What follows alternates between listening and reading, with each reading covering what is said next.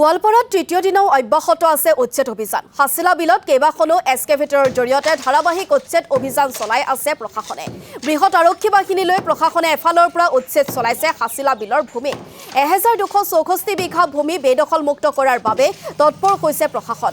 বিলৰ ভূমিত অবৈধভাৱে দখল কৰা 667টা পৰিয়ালক উচ্ছেদ কৰিছে প্ৰশাসনৰ লোকে।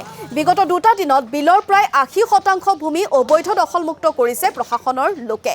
বাকী 20% ভূমিত আজি পুৱাৰে পৰা উচ্ছেদ অভিযান আৰম্ভ কৰিছে প্ৰশাসনে। অৱশিষ্ট পৰিয়ালসমূহক আজিৰ ভিতৰতে উচ্ছেদ সম্পূৰ্ণ কৰাৰ পৰিকল্পনা গোৱালপাৰা জিলা প্ৰশাসনৰ। আৰু আজিৰ দিনটোতো যেটো উচ্ছেদ অভিযান অব্যাহত আছে প্ৰশাসনৰ লোকৰ আমি দৃশ্যাংশ আপোনালোকক দেখুৱাইছো। আৰু এই মুহূৰ্তত পৰিৱেশ কিছু জানিবলৈ চেষ্টা কৰিম আমাৰ সাংবাদিক বিশ্বজিৎ দাসৰ জৰিয়তে। চাওক, উচ্ছেদিত পৰিয়ালসকলৰ মাজত এতিয়া কান্দোনৰ ৰোল ক'ব লাগিব যে তেওঁলোকৰ যি নিজৰ বাসগৃহ যেতিয়া ভাঙি পেলাইছে গোৱালপাৰা জিলাত, তেওঁ কান্দোনৰ ৰোলত ভাগি পৰিছে ইয়াৰ গৃহহীন লোকসকলে।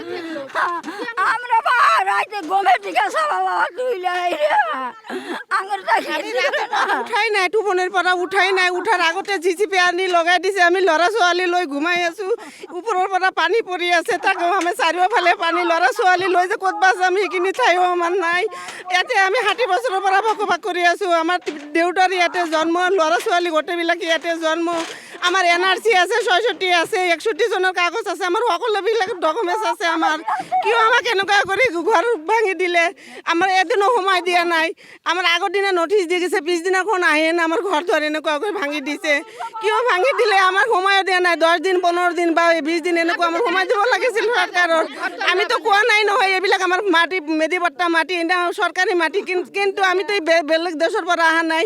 ইয়াতে আমাৰ জন্মস্থান, আমাৰ দেউতাৰ ইয়াতে জন্মস্থান, মোৰ ল'ৰা ছোৱালীৰ ইয়াতে জন্মস্থান। আমি ক'ত যাম? আমাৰ ক'ত বা যাওঁ? আমাৰ ঠাই নাই। আমি দুখীয়া মানুহ। মোৰ হাজবেণ্ডক ঢুকাই থোৱা 1 মাহ হোৱা নাই। 1 মাহ না হোৱাতে মোৰ ঘৰ দুৱাৰ এনেকুৱাকৈ ভাঙি দিছে চৰকাৰে। এদিনো সোধাও নাই, আহাও নাই আমাৰ ঘৰত। নোটিচ লৈ পেলাই আমি ক'ত যাম এতিয়া? কেনেকৈ গৈ থাকিম ল'ৰা ছোৱালী লৈ পেলাই? আমাৰ সৰু সৰু ল'ৰা ছোৱালী। আপোনালোকে অলপ সহায় কৰক। চৰকাৰৰ আমাৰ একো নালাগে, আমাৰ খালি সহায় লাগে। আমাৰ পুনৰাই কোনোবা সংস্থান দিবৰ কাৰণে আমাৰ অলপ ঠাই লাগে। আমি ল'ৰা ছোৱালী টাইম দিয়া নাই, একদিনো মানে এক মিনিটৰ টাইম দিয়া নাই। এনেকুৱা কোনো কথা নেকি? মানুহ অকণমান টাইম এটা দিব লাগিব, এটা হেৰি দিব লাগিব যে কমচে কমতো 24 ঘণ্টা টাইম দিলেও মানুহ কিবা এটা কৰিব পাৰে। 24 ঘণ্টাও টাইম দিয়া নাই। সেইটো আজি কালি আহি কেনে ক'লে যে নাই, আমি আপোনালোকৰ ঘৰ দুৱাৰ নেভাঙো, আপোনালোকক ফটো চটো মাৰি লৈ গৈছোঁ, যিখিনি ভঙা হ'ল সেইখিনি ভাঙিলোঁ। আৰু পিছদিনাখন আকৌ ৰাতিপুৱা 3টা বজাতে 4টা বজাতে আহি কেনে মানুহ শুই থকা অৱস্থাত ভাঙি থৈ গৈছে। এইটো কোনো কথা নেকি? মানুহৰ এটা হেৰি থাকিব লাগিব ন, লিমিট এটা থাকিব লাগিব। লিমিট হিচাপে কাম কৰিব লাগিব। আনলিমিটেড কাম কৰিলে কাম হ'ব নেকি? কোনো লিমিটত হেৰি নকৰে। ঘৰৰ বয় বস্তুবোৰ ওলাব একো পৰা নাই, কোনো একো বস্তু উলিয়াব পৰা নাই, কোনো কাগজ পাতি উলিয়াব পৰা নাই, কোনো এটা বস্তু উলিয়াব পৰা নাই। যি পাইছে চব একেবাৰে মহতিয়াই ভাঙি দিছে। এইটো কোনো কথা নহয় ন। বস্তু বাহানিবিলাকতো উলিয়াবলৈ টাইম এটা দিব লাগিব ন। কোনো এটা বস্তু উলিয়াব পৰা নাই। মানুহ শুই আছে ঘৰত, শুই থকা অৱস্থাত আহি কিনে ধাম ধুম ভাঙি দিছে। বাইদেউ, খোৱা লোৱা কৰিব পাৰিছেনে?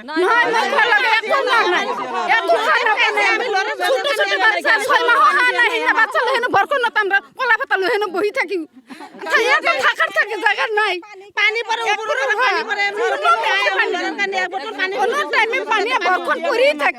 গুদা গুদা বাচ্চা লৈ হেন আমরা কলা ভাতা বহি থাকু।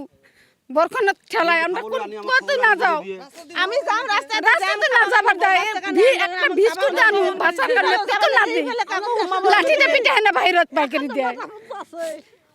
কোন কোন ল'ৰা ছোৱালীসকলৰ তেওঁলোকক খোৱাৰ পৰা বঞ্চিত হৈ আছে, কাৰণ বিস্কুট পৰ্যন্ত তেওঁলোকক আনিবলৈ দিয়া হোৱা নাই। আৰু তেওঁলোকে কান্দোনৰ ৰোলত ভাগি পৰিছে। এয়া চাওক, এই উচ্ছেদিত পৰিয়ালসকলে নিজৰ যিখন মৰমৰ বাসগৃহটো যেতিয়া এক্সকেভেটৰে ভাঙিছিলে, তেওঁলোকৰ এতিয়া কান্দোনত ভাগি পৰিছে। তেওঁলোকৰ এই সপোনৰ এখন ঘৰ আছিলে, তথাপিতো কিন্তু এই মাটিডোখৰ কিন্তু হাছিলা বিলৰ মাটি, যিহেতু 1555 বিঘা মাটি বেদখল হৈ আছিলে। আৰু বেদখল মুক্ত কৰিবলৈ এনেদৰে জিলা প্ৰশাসনে আজি তৃতীয় দিনাও অব্যাহত ৰাখিছে উচ্ছেদ অভিযান। আমাক গুইলাই মাৰি দিয়ক। আমাক কেনেকৈ কিয় মাৰি কি কৈছে? আমাক গুইলাই মাৰি দিয়ক। এনেকুৱা কৰি মাৰিলে আমি কেনেকৈ সহ্য কৰিম কওকচোন? খোৱা বস্তু এটা ল'বা গ'লে পুলিচে সোমাব নেদে, তাহলে আমি কেনেকৈ কৰি জীয়াই থাকিম কওক? আপোনালোকে কওক। আমাক অলপ চাব লাগব তো আমাক সময়টাও দিব লাগব তো হাতে তোমাক বেলেগ জায়গাতে এটা কই কিবা করে দিলো পুলিচে খাওয়া বস্তু আনবা গেলে হুমাবা না দেয় মানুহ ওলাবা দিয়ে কিন্তু হুমাবা না দিয়ে কিয় না দিয়ে এটা তো আমাক অলপ চাব লাগব